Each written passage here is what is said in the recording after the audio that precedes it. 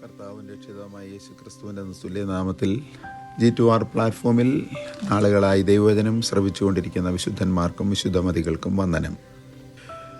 നമ്മൾ ഈ പ്ലാറ്റ്ഫോമിനെ G2R എന്ന നാമകരണം ചെയ്യുവാനുള്ള കാരണം പലതവണ ആവർത്തിച്ചു പറഞ്ഞതാണ്. ഉൽപ്പത്തി പുസ്തകം മുതൽ മലാക്കി പ്രവചനം വരെയുള്ള പഴയ നിയമ പുസ്തകങ്ങളിലെ നിഴലും പുതിയ നിയമത്തിൽ മത്തായി സുവിശേഷം മുതൽ വെളിപ്പാട് പുസ്തകം വരെയുള്ള പൊരുളും താരതമ്യം ചെയ്ത് പഴയ നിയമത്തിൽ എഴുതിയിരിക്കുന്ന സകല നിഴലുകളുടെയും നിറവേറൽ, അതിൻ്റെ പൊരുൾ പുതിയ നിയമത്തിലുണ്ട് എന്നുള്ള സത്യം വിശ്വാസികളെ ഗ്രഹിപ്പിക്കുന്നതിന് വേണ്ടിയാണ്. കഴിഞ്ഞ നാളുകളായി നമ്മൾ തുടർമാനമായി ചിന്തിച്ചുകൊണ്ടിരിക്കുന്ന വിഷയം പഴയ നിയമ പുസ്തകത്തിലെ ദൈവത്തിൻ്റെ വചനം പുതിയ നിയമത്തിൽ യിരെമ്യാ പ്രവാചകൻ മുഖാന്തരം ഇസ്രായേൽ ഗൃഹത്തോട് ചെയ്ത ആ നിയമത്തിൻ്റെ നിറവേറൽ പുതിയ നിയമത്തിൽ വിശുദ്ധന്മാരുടെ ഹൃദയത്തിൽ എഴുതിയിരിക്കുന്നു. ഇതേ വിഷയം സകല ന്യായപ്രമാണത്തിൻ്റെയും സാക്ഷ്യം, കൽപ്പനകൾ എന്നിവയുടെ സമ്പൂർണമായ നിറവേറൽ പുതിയ നിയമ യുഗത്തിൽ ദൈവസഭയോടുള്ള ബന്ധത്തിൽ നിറവേറിയെന്ന് വിശുദ്ധ പൗലോസും അസന്നിഗ്ധമായി ആവർത്തിച്ച് എഴുതിയിരിക്കുന്നു. അതിനുള്ള തെളിവാണ് എബ്രായർക്ക് എഴുതിയ ലേഖനം 10-ാം അധ്യായത്തിൻ്റെ 1-15 മുതൽ 18 വരെയുള്ള വാക്യങ്ങളിൽ എഴുതിയിരിക്കുന്നത്. സാരാംശത്തിൽ ഇതേ ഉപദേശത്തെ, പൗലോസ് പറഞ്ഞ അതേ ഉപദേശത്തെ സംബന്ധിച്ച് വിശുദ്ധ പത്രോസും ദൈവത്തിൻ്റെ സാക്ഷ്യം, കൽപ്പനകൾ, ന്യായപ്രമാണം എന്ന കയ്യെഴുത്തുകൾ പ്രവചന രൂപേണ കൽപ്പലകയിൽ എഴുതി കതിരമധുരത്തിൽ ഉണ്ടാക്കപ്പെട്ട് അകത്തും പുറത്തും തങ്കത്താൽ പൊതിഞ്ഞ് പരിപൂർണമായി തങ്കത്താൽ ഉണ്ടാക്കപ്പെട്ട കൃപാസനത്താൽ അടച്ചുറപ്പാക്കപ്പെട്ട പെട്ടകത്തിൻ്റെ ഉള്ളിൽ സാക്ഷാൽ ന്യായപ്രമാണത്തിൻ്റെ ജീവനും ധാതുവുമായ ദൈവപുത്രൻ്റെ ജഡാവതാരം വരെ സുരക്ഷിതമായി സൂക്ഷിക്കപ്പെട്ടിരുന്നതുപോലെ യിരെമ്യാവ് പ്രവാചകൻ പ്രവചിച്ച പ്രവചനത്തിൻ്റെ നിറവേറലാം വണ്ണം പുതിയ നിയമത്തിലെ രാജകീയ പുരോഹിതവർഗമായ ദൈവത്തിൻ്റെ മന്ദിരമാകുന്ന ദൈവസഭയിലെ ആധാരവാക്യം കൊരിന്ത്യർക്ക് എഴുതപ്പെട്ട 1-ാം ലേഖനം 3-ാം അധ്യായം 16-17 വാക്യങ്ങളിൽ പൗലോസ് നിങ്ങൾ ദൈവത്തിൻ്റെ മന്ദിരമെന്നും ദൈവത്തിൻ്റെ ആത്മാവ് നിങ്ങളിൽ വസിക്കുന്നുവെന്നും നിങ്ങൾ അറിയുന്നില്ലയോ? നമ്മൾ മുൻപേ ചിന്തിച്ചത് കതിരമരത്താൽ ഉണ്ടാക്കപ്പെട്ട അകത്തും പുറത്തും പൊന്ന് പൊതിഞ്ഞ് തങ്കത്താൽ മാത്രം ഉണ്ടാക്കപ്പെട്ട കൃപാസനത്താൽ മൂടപ്പെട്ട പെട്ടകത്തിൻ്റെ ഉള്ളിൽ മോശയുടെ കയ്യാൽ വെട്ടപ്പെട്ട് ദൈവത്തിൻ്റെ വിരലുകളാൽ എഴുതപ്പെട്ട കൽപ്പലകകളുടെ പ്രമാണങ്ങളിൽ ഉള്ളിൽ സൂക്ഷിച്ചിരിക്കുന്നത് പോലെ ദൈവത്തിൻ്റെ മന്ദിരമാകുന്ന കൈപ്പണിയല്ലാത്ത നമ്മളുടെ ഹൃദയത്തിൽ ദൈവത്തിൻ്റെ ആത്മാവ് വസിക്കുന്നു എന്നാണ് ഇതിൻ്റെ സാരാംശം. അപ്പോൾ അവിടെ നിഴൽ, ഇവിടെ പൊരുൾ. പരിശുദ്ധാത്മാവിൻ്റെ മന്ദിരമാകുന്ന ഓരോ വിശ്വാസിയുടെയും ഹൃദയം, മനസ്സ് എന്നുള്ളത് ഓർത്തുകൊണ്ടാൽ നല്ലത്. കൊരിന്ത്യർക്ക് എഴുതപ്പെട്ട 1-ാമത്തെ ലേഖനം 6-ാം അധ്യായം 19-ഉം കൊരിന്ത്യർക്ക് എഴുതപ്പെട്ട 2-ാം ലേഖനം 6-16 ഈ വിഷയം ഗ്രഹിക്കുവാൻ കഴിയുന്ന വിധത്തിൽ വിശുദ്ധ പൗലോസ് എഴുതിയിരിക്കുന്നു. ചുരുക്കത്തിൽ ഇസ്രയേൽ ജനങ്ങളുടെ ആരാധനാകേന്ദ്രമായിരുന്ന സമാഗമന കൂടാരത്തിൻ്റെ ഹൃദയമെന്ന പെട്ടകത്തിൽ അന്തർഭാഗത്ത് ആരാലും ദർശിപ്പാൻ സാധിക്കാത്ത വിധം ഗുപ്തമായി സൂക്ഷിക്കപ്പെട്ടിരുന്ന സാക്ഷ്യ പലക വളരെ ശ്രദ്ധയോടുകൂടെ പഠിക്കേണ്ട വിഷയങ്ങളാണ്. ആർക്കും കാണുവാൻ കഴിയാത്ത വിധത്തിൽ സൂക്ഷിക്കപ്പെട്ടിരുന്ന സാക്ഷ്യ പലക, അതിൻ്റെ അന്തർഭാഗത്ത് സൂക്ഷിച്ചിരുന്നതുപോലെ, ഗുപ്തമായി സൂക്ഷിച്ചിരുന്നതുപോലെ സാക്ഷ്യത്തിൻ്റെ പലക അഥവാ കൽപ്പനകൾ എഴുതിയ കൽപ്പലകകൾ. പുറപ്പാട് പുസ്തകം 31-ാം അധ്യായം 18, 25-ന്റെ 16, 32-ന്റെ 15, 34-ന്റെ 1 ഇത്രയും വാക്യങ്ങളിൽ അതിൽ എഴുതപ്പെട്ടിരുന്ന സകല കൽപ്പനകളും അവരുടെ അവിശ്വാസ നിമിത്തം അവരിൽ നിന്ന് നീക്കപ്പെട്ടു. റോമർക്ക് എഴുതിയ ലേഖനം 11-ന്റെ 20, 23, 32. ആ കൽപ്പനകൾ അവരുടെ ഹൃദയത്തിൽ നിന്ന് മാറ്റപ്പെട്ട ശേഷം യിരെമ്യാവ് പ്രവാചകൻ പ്രവചിച്ചതിൻ്റെ നിറവേറലാം വണ്ണം ദൈവത്തിൻ്റെ സാക്ഷ്യം, ദൈവത്തിൻ്റെ കൽപ്പനകൾ, രാജകീയ പുരോഹിതവർഗമാകുന്ന ദൈവസഭാംഗങ്ങളാകുന്ന ഓരോ വിശ്വാസിയുടെയും ഹൃദയപലകകളിൽ മഹോന്നതനായ ദൈവത്തിൻ്റെ വിരലുകളാൽ ഉല്ലേഖനം ചെയ്തിരിക്കുന്നു. യിരെമ്യാ പ്രവചനം 31-33, റോമർക്കെഴുതിയ 2:15, കൊരിന്ത്യർക്കെഴുതപ്പെട്ട 2 ലേഖനം 3 മുതൽ 6 വരെയുള്ള വാക്യങ്ങൾ, എബ്രായർക്കെഴുതിയ ലേഖനം 8 8 മുതൽ 13 വരെയും 10 15 മുതൽ 18 വരെയും ഉള്ള വാക്യങ്ങൾ. ഈ ദൈവവചനം ഹൃദയമെന്ന പലകകളിൽ എഴുതപ്പെടാത്ത ഏവരുടെയും അഥവാ ന്യായപ്രമാണം ഇല്ലാത്ത ഏവരുടെയും മനസാക്ഷി അവർക്ക് തന്നെ ഒരു ന്യായപ്രമാണമത്രേ എന്ന് തിരുവചനം പഠിപ്പിക്കുന്നു. റോമർക്കെഴുതിയ 2:14 മുതൽ 16 വരെയുള്ള വാക്യങ്ങൾ. ദൈവം തൻ്റെ ന്യായപ്രമാണം എഴുതിയിരിക്കുന്ന ഹൃദയപലകകളുള്ള വിശ്വസ്തന്മാരായ രാജകീയ പുരോഹിതവർഗം അധികം സ്ഥിരതയുള്ള പ്രവാചകവാക്യം നേരം വെളുക്കുകയും നമ്മുടെ ഹൃദയങ്ങളിൽ ഉദയനക്ഷത്രം ഉദിക്കുകയും ചെയ്യുവോളം പെട്ടകത്തിനുള്ളിൽ സൂക്ഷിക്കപ്പെട്ടിരിക്കുന്ന സാക്ഷ്യപലക പോലെ. പുറപ്പാട് ദിവസം 25:16. അതായത് ആലങ്കാരികമായി ചിന്തിച്ചാൽ ഇരുണ്ട സ്ഥലത്ത് പെട്ടകത്തിൻ്റെ ഉള്ളിൽ അടയ്ക്കപ്പെട്ടിരിക്കുന്നത് കൊണ്ട് അക്ഷരികമായി വെളിച്ചം ഇല്ലല്ലോ. ആ ഇരുണ്ട സ്ഥലത്ത് കൽപ്പലകകൾ സൂക്ഷിച്ചിരിക്കുന്നത് പോലെ ഉദയനക്ഷത്രമാകുന്ന ക്രിസ്തുയേശു പൂർണ്ണമായി വെളിപ്പെട്ട തൻ്റെ പ്രകാശം നമ്മുടെ ഹൃദയങ്ങളിലും ജീവിതത്തിലും പരത്തുന്ന ഒരു ദിവസമുണ്ട്. അതുവരെ ദൈവവചനം എന്ന പ്രമാണത്തെ, പ്രവചനത്തെ, ന്യായപ്രമാണത്തെ, സാക്ഷ്യത്തെ വിളക്കുപോലെ കരുതിക്കൊണ്ടാൽ മതി എന്ന് വിശുദ്ധ പത്രോസ് 2 ലേഖനം 2 അധ്യായം 19 വാക്യത്തിൽ എഴുതിയിരിക്കുന്നു. അടുത്ത വിഷയം അഹരോന്റെ തളിർത്ത വടി എന്നുള്ളതാണ്. അപ്പോൾ ഇതുവരെ ന്യായപ്രമാണം എഴുതപ്പെട്ട കൽപ്പലകകൾ പെട്ടകത്തിൻ്റെ ഉള്ളിൽ സൂക്ഷിച്ചിരിക്കുന്നത് പോലെ ദൈവത്തിൻ്റെ കൽപ്പനകൾ നമ്മുടെ ഹൃദയത്തിൽ സൂക്ഷിച്ചിരിക്കുന്നു. അത് കല്ല് മോശയാൽ വെട്ടപ്പെട്ടതാണ്, ദൈവത്താൽ എഴുതപ്പെട്ടതാണ്. ഇവണ്ണം മനുഷ്യരാകുന്ന നമ്മൾ മാംസളമായ ജീവിതത്തിൽ ശരീരത്തോടുകൂടെ വസിക്കുന്നവരുടെ ഉള്ളിൽ വാക്യങ്ങൾ കടന്നുകൂടിയിരിക്കുന്നതും മനഃപ്പാടമാക്കുന്നതും സ്വന്തം ബുദ്ധിയാൽ അല്ല, സ്വന്തം ശക്തിയാൽ അല്ല, ഓർമ്മശക്തി വർദ്ധിച്ചതുകൊണ്ടല്ല വചനങ്ങൾ നിങ്ങൾ ഉരുവിടുന്നത്. ദൈവം തൻ്റെ വിരലുകളാൽ നമ്മളുടെ ഹൃദയത്തിൽ എഴുതിയിരിക്കുന്നത് കൊണ്ടാണ്. എഴുതപ്പെട്ടത് വായിക്കുന്നത് പോലെ ദൈവം നമ്മുടെ ഹൃദയത്തിൽ സൂക്ഷിച്ചിരിക്കുന്ന ദൈവത്തിൻ്റെ വചനം നമ്മൾ ഉരുവിടുന്നു എന്ന് മാത്രം.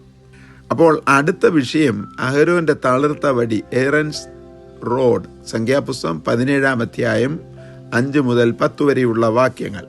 സമാഗമന കൂടാരത്തിനുള്ളിലെ അതിപരിശുദ്ധ സ്ഥലത്ത് സൂക്ഷിക്കപ്പെട്ടിരുന്ന പെട്ടകത്തിൻ്റെ അകത്ത് വയ്ക്കപ്പെട്ടിരുന്ന 3 വിശിഷ്ട വസ്തുക്കളിൽ 1 മന്നയിട്ട് വെച്ച പൊൻപാത്രം, 2 യഹോവയുടെ കരത്താൽ എഴുതപ്പെട്ട കൽപ്പലകകൾ എന്നിവയെ സംബന്ധിച്ച് സംക്ഷിപ്തമായി നാം വിചിന്തനം ചെയ്തു കഴിഞ്ഞു. ആകയാൽ അതിൻ്റെ വിവരണം ഇനിയും ആവശ്യമില്ല. 3 പെട്ടകത്തിൻ്റെ ഉള്ളിൽ വയ്ക്കപ്പെട്ടിരിക്കുന്ന അടുത്ത വിഷയം അഹരോന്റെ തളിർത്ത വടി എന്ന വിഷയത്തെ സംബന്ധിച്ച് നാം വിശകലനം ചെയ്യുവാൻ പോകുകയാണ്. എബ്രായർക്ക് എഴുതിയ ലേഖനം 9 അധ്യായം 4 വാക്യം.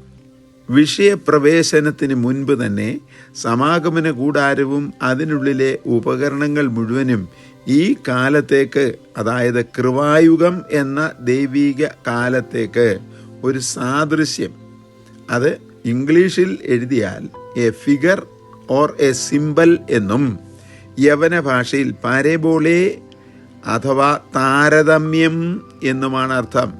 അപ്പോൾ ആ കൂടാരത്തിൻ്റെ ഉള്ളിലെ പെട്ടകത്തിൻ്റെ ഉള്ളിൽ വയ്ക്കപ്പെട്ടിരിക്കുന്ന ഉപകരണങ്ങൾ 3 ഒരു താരതമ്യം, ഒരു സാദൃശ്യം, ഒരു നിഴൽ മാത്രമാണ്. അഥവാ താരതമ്യം എന്ന് വെച്ചാൽ കമ്പാരിസൺ മാത്രമായിരുന്നു എന്നല്ലേ വിശുദ്ധ പൗലോസ് ആധികാരികമായി രേഖപ്പെടുത്തിയിരിക്കുന്നത്. എബ്രായർക്ക് എഴുതിയ ലേഖനം 9 അധ്യായം 9-10 വാക്യങ്ങൾ. അവയെല്ലാം എത്ര കാലത്തേക്കാണ്? ഗുണീകരണകാലത്തോളം മാത്രം എന്ന് പറഞ്ഞാൽ വേദപുസ്തകം പഠിക്കുന്ന ദൈവമക്കൾ മലയാളത്തിൽ എഴുതപ്പെട്ടിരിക്കുന്ന ആ ഗുണീകരണകാലം എന്നാൽ അർത്ഥം ഗ്രഹിപ്പാൻ ഇംഗ്ലീഷ് വേദപുസ്തകം കൂടെ വായിക്കണം. റിഫോർമേഷൻ കാലം വരേക്കും. സ്തോത്രം. അപ്പോ യവന ഭാഷയിൽ എഴുതിയിരിക്കുന്നത് ഡയോർ തെയോസയോസ്. ദൈവം പ്രത്യേക വിധത്തിൽ ജനത്തിൻ്റെ ഇടയിൽ ഇടപെട്ട് അവരെ പുനരുത്ഥാനത്തിൻ്റെ അവസ്ഥയിലേക്ക്, റിഫർമേഷൻ്റെ അവസ്ഥയിലേക്ക് നടത്തുന്നിടം വരെ. അപ്പോൾ അതിനു മുൻപുള്ളതെല്ലാം നിഴൽ മാത്രം. ജനത്തെ സന്ദർശിച്ചത് യേശു ക്രിസ്തുവിൻ്റെ ജനനത്തോടുകൂടെയാണ്. ദൈവം തൻ്റെ ജനത്തെ സന്ദർശിച്ചിരിക്കുന്നു എന്ന് പുതിയ നിയമത്തിൽ വിശേഷാൽ ലൂക്കോസിൻ്റെ സുവിശേഷത്തിൽ എഴുതിയിരിക്കുന്നപ്പം ആ റിഫർമേഷൻ കാലം വരെ, അഥവാ ഡയോർത്തേയോസോസ് എന്ന് പറയുന്ന കാലം വരെ അത് നിഴലായിരുന്നു. റിഫർമേഷൻ അഥവാ ദൈവപുത്രൻ്റെ സന്ദർശനത്തോടുകൂടെ അത് നിറവേറി. മുകളിൽ കാണുന്ന ഗുണീകരണകാലം അഥവാ റിഫർമേഷൻ ആരംഭിച്ചത് റിഫർമേഷൻ്റെ കർത്താവെന്ന് ലോകം പറയുന്ന മാർട്ടിൻ ലൂതർ കിങ്ങിൻ്റെ കാലമായ AD 1483 മുതൽ 1546 വരെയുള്ള സമയത്തല്ല.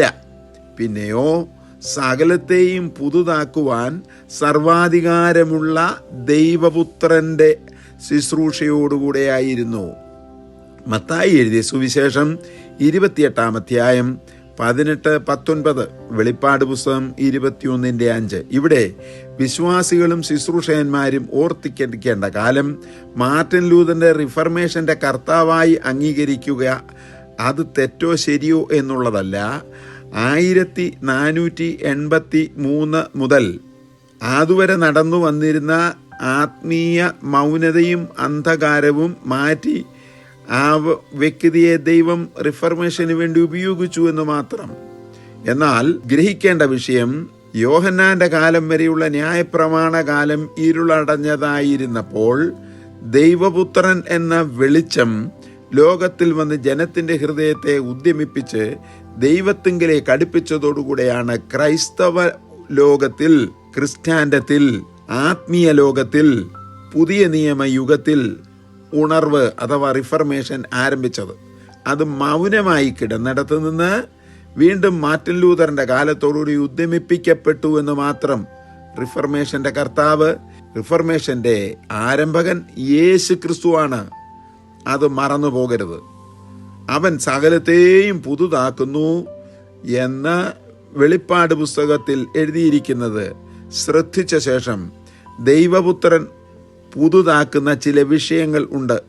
എന്തെല്ലാം ആകുന്നു എന്ന് ചില കാര്യങ്ങൾ നിങ്ങൾ കേൾക്കുക. ഒന്ന്, പുതിയ കൽപ്പന പഴയ കൽപ്പനയെ പുതുതാക്കി. പുറപ്പാട് പുസ്തകം 20 ആവർത്തന പുസ്തകം 5 കാണുന്ന 10 പ്രധാന കൽപ്പനകളും അതിൻ്റെ വിവരണങ്ങളും ആ വിവരണങ്ങളുടെ മൂല്യമാകുന്ന 10 കൽപ്പനകളും വിഷയം വ്യക്തമായി കിടക്കുമ്പോൾ നസറായനായ യേശു ക്രിസ്തു ആ കൽപ്പനകളെ മുഴുവൻ ക്രോഡീകരിച്ചുകൊണ്ട്, ആ വിധികളെ മുഴുവൻ ക്രോഡീകരിച്ചുകൊണ്ട് ഒരു കൽപ്പനയായി തന്നു. അതാണ് യോഹന്നാൻ എഴുതിയ സുവിശേഷം 13:34 ഞാൻ നിങ്ങൾക്കൊരു പുതിയ കൽപ്പന തരുന്നു, നിങ്ങൾ തമ്മിൽ തമ്മിൽ സ്നേഹിക്കണം. രണ്ടാമത് ഒരു പുതിയ നിയമം തന്നു. കൊരിന്ത്യർക്ക് എഴുതപ്പെട്ട 2 ലേഖനം 3:6 എബ്രായർക്ക് എഴുതിയ ലേഖനം 8:8 പഴയത് മാറിയെന്നല്ല, പഴയതിനെ നിവർത്തിച്ചുകൊണ്ട് ഒരു പുതിയ നിയമം തന്നു. ഇതാണ് സാക്ഷാൽ റിഫർമേഷൻ. 3, തന്നിൽ ആകുന്നവരെ പുതിയ സൃഷ്ടിയാക്കുന്നു. 2 ലേഖനം കൊരിന്ത്യരുടേത് 5:17 ഒരുവൻ ക്രിസ്തുവിലായാൽ അവൻ പുതിയ സൃഷ്ടിയാകുന്നു. അവൻ്റെ ജീവിതത്തിലുണ്ടായിരുന്ന പഴയ വ്യക്തിത്വം, പഴയ ആചാര അനുഷ്ഠാനങ്ങൾ, പുതിയ വിശ്വാസം, അവൻ്റെ ജീവിതത്തിലെ ഇരുൾ മുഴുവൻ മാറി പുതിയ ഒരു വ്യക്തിയാക്കുന്നു. കർത്താവ് ചെയ്യുന്ന പുതിയ പ്രവർത്തനങ്ങൾ. 4, പരിച്ഛേദനയുടെ പുതിയ നിയമം. പരിച്ഛേദന എന്നാൽ സർക്കംസിഷൻ, വൃത്തത്തിൽ ഉള്ളത് മുറിച്ചു കളയുക എന്നുള്ളതാണ് അർത്ഥം. അതിൽ ജഡത്തിലുള്ള പരിച്ഛേദന മാറ്റി ആത്മാവിലുള്ള പരിച്ഛേദന ദൈവം നമുക്ക് കൽപ്പനയായി തന്നു. അപ്പം പഴയതിനെ മാറ്റി പുതിയതിനെ നിവർത്തിച്ചു. പഴയതിൽ ഒരു ഭാഗം മാത്രം അറുത്തു മാറ്റുന്നു. പുതിയതിലാകട്ടെ പഞ്ചേന്ദ്രിയം വ്യക്തിയിൽ ഉൾപ്പെട്ട ആത്മാവിനെ മുഴുവൻ പുതുതാക്കുന്നു. കൊലോസ്യർക്ക് എഴുതിയ ലേഖനം 2-ാം അധ്യായം 11-ാമത്തെ വാക്യം. അഞ്ചാമത് പുതുതാക്കുന്ന വിഷയം, പുതുതാക്കുന്ന പുതിയ മനുഷ്യനെ ദൈവം നമുക്ക് തന്നു. അനുഭവത്തിന്റെ ഏടുകൾ മറിച്ചു നോക്കിയാൽ ഈ ദൈവപുത്രനെ ഹൃദയത്തിൽ സ്വീകരിച്ച നിമിഷം മുതൽ നമ്മൾ പുതിയ വ്യക്തികളായി തീർന്നില്ലേ? കൊലോസ്യർക്ക് എഴുതിയ ലേഖനം 3-ാം അധ്യായം 10-ാമത്തെ വാക്യം. ചിലതൊക്കെ പുതുതാക്കുകയല്ലേ, വ്യക്തിത്വം പൂർണ്ണമായി പുതുതാക്കപ്പെടുന്നു. അതാണ് ക്രിസ്ത്യ ജീവിതത്തിന്റെ ആരംഭം. ആറാമത്, യേശു ക്രിസ്തു പുതിയ നിയമത്തിന്റെ ഏക മധ്യസ്ഥൻ. പഴയ നിയമത്തിൽ യെഹെസ്കേൽ പ്രവചനത്തിൽ എൻ്റെ ജനത്തെ ഞാൻ നശിപ്പിച്ചു കളയാതിരിപ്പാൻ അവർക്കും എനിക്കും നടുവിൽ ഒരു മധ്യസ്ഥനെ, ഇടിവിൽ നിൽക്കുന്നവനെ അന്വേഷിച്ചു. പഴയ നിയമത്തിൽ ധാരാളം വ്യക്തികൾ, പുരോഹിതൻ, പ്രവാചകന്മാർ എന്നിവർ മധ്യസ്ഥത വഹിച്ചു, എണ്ണമറ്റവർ. എന്നാൽ പുതിയ നിയമത്തിൽ ദൈവസഭയുടെ മധ്യസ്ഥൻ ഏകൻ, ഒരേ ഒരുവൻ. എബ്രായർക്ക് എഴുതിയ ലേഖനം 9:15, 12, 34. അതുകൊണ്ട് ആര് നമ്മൾക്ക് മധ്യസ്ഥത വഹിക്കുന്നില്ല എങ്കിലും ദൈവപുത്രൻ എന്ന ഏക മധ്യസ്ഥൻ നമുക്ക് വേണ്ടി മധ്യസ്ഥത വഹിച്ചാൽ അതിൽ പരം വേറെ ഒരു മധ്യസ്ഥത വേണ്ട. ഏഴാമത്, ദൈവസന്നിധിയിലുള്ള പ്രവേശനത്തിന്റെ പുതിയ വഴി. എബ്രായർക്ക് എഴുതിയ ലേഖനം 10:19. പഴയ നിയമത്തിൽ സമാഗമന കൂടാരത്തിന്റെ ഉള്ളിൽ പ്രവേശിപ്പാൻ 20 മുഴം വീതിയും 5 മുഴം ഉയരവും 4 തൂണുകളാൽ വ്യത്യസ്തപ്പെടുത്തപ്പെട്ട ഏകവാതിൽ 4 ഭാഗങ്ങളായി തിരിച്ചിരുന്നു. അതിൽ കൂടെ മാത്രം പ്രവേശിപ്പാൻ അനുവാദമുണ്ട്. ആണ്ടിലൊരിക്കൽ മഹാപുരോഹിതൻ ആ വലിയ തിരശ്ശീല മാറ്റി അകത്തേക്ക് കയറുന്നു, ഒരേ വഴി. എന്നാൽ പുതിയ നിയമത്തിലാകട്ടെ ആ വേർപാടിന്റെ നടിച്ചുവരിനെ ഇടിച്ചുടച്ച് എവിടെ നിന്നും എവിടെയുമുള്ള ഏവർക്കും ഏത് സമയത്തും ദൈവസനിൽ പ്രവേശിക്കത്തക്കവണ്ണം ഒരു പുതുവഴി തുറന്നു തന്നു. എട്ടാമത്, നീതി വസിക്കുന്ന പുതിയ ആകാശവും പുതിയ ഭൂമിയും പുതുതായി ജനിച്ച ദൈവമക്കൾക്ക് വേണ്ടി ദൈവം വാഗ്ദത്തം ചെയ്തിരിക്കുന്നു. ഈ ആകാശവും ഈ ഭൂമിയും ഒഴിഞ്ഞുപോകും, പുതിയ ആകാശവും പുതിയ ഭൂമിയും പ്രത്യക്ഷപ്പെടും. പത്രോസിന്റെ 2-ാം ലേഖനം 3-ാം അധ്യായം 13-ാമത്തെ വാക്യം. അടുത്ത 9-ാമത്തെ വിഷയം, ഉൽപ്രാപണാനന്തരം പുതിയ പേര് നൽകപ്പെടും, പഴയ പേരുകളെല്ലാം മാറും. വെളിപ്പാട് പുസ്തകം 2-ാം അധ്യായം 17-ാമത്തെ വാക്യം. 10-ാമത്, പുതിയ യെരുശലേം സ്വർഗത്തിൽ നിന്നിറങ്ങി വരും, പഴയ യെരുശലേം. ശമൂവേലിന്റെ 2-ാമത്തെ പുസ്തകം 5-ാം അധ്യായത്തിൽ കാണുന്ന യെബൂസ്യ നഗരമായിരുന്ന യെരുശലേമിനെ ദാവീദ് പിടിച്ചടക്കി ചുറ്റും മതിലും വാതിലുകളും വില്ലോയും പണിത് ഉറപ്പിച്ചു. അതും പലതവണ ഇടിക്കപ്പെട്ടു, ശത്രുവിന്റെ കരത്തിൽ ആക്കപ്പെട്ടു. എന്നാൽ ഇതാ ദൈവമക്കൾക്ക് വേണ്ടി, പുതുതാക്കപ്പെട്ട ദൈവമക്കൾക്ക് വേണ്ടി, വെളിപ്പാട് പുസ്തകം 3:12, 21-ാം അധ്യായത്തിന്റെ 1-2 ഒരു പുതിയ യെരുശലേം. ചുരുക്കത്തിൽ സകലത്തെയും പുതുതാക്കുന്ന ദൈവം. വെളിപ്പാട് പുസ്തകം 21:5 ഇസ്രായേൽ ജനങ്ങൾക്ക് കൊടുത്ത യാഗ നിയമങ്ങൾ, ആരാധനാ നിയമങ്ങൾ, രാജത്വം, ഉത്സവങ്ങൾ, പൗരോഹിത്യ വസ്ത്രം, ആലയത്തിലെ ഉപകരണങ്ങൾ, യാഗവസ്തുക്കൾ, ന്യായപ്രമാണം പോലും പുതുതാക്കി രാജകീയ പുരോഹിത വർഗമാകുന്ന ദൈവസഭയ്ക്ക് നൽകിയിരിക്കുന്നു. ഇത് എത്രയോ അനുഗ്രഹിക്കപ്പെട്ട വിഷയമാണ്. തുടർന്ന് നമുക്ക് ചിന്തിക്കാം. യോഹന്നാന്റെ സുവിശേഷം 13:34 പുതിയ കൽപ്പന, തമ്മിൽ സ്നേഹിച്ച് കർത്താവിന് വേണ്ടി ജീവിക്കാം. കർത്താവെ, ദൈവവചനം കേൾക്കുന്ന എല്ലാ ദൈവദാസീദാസന്മാരെയും അനുഗ്രഹിച്ച് ആശീർവദിച്ച് നിഴലിന്റെ പുറകെ പോകാതെ പൊരുളാകുന്ന ക്രിസ്തുവിനെ നോക്കി ജീവിപ്പാൻ അടിയങ്ങൾക്ക് കൃപ തരണം, യേശുവിൻ നാമത്തിൽ.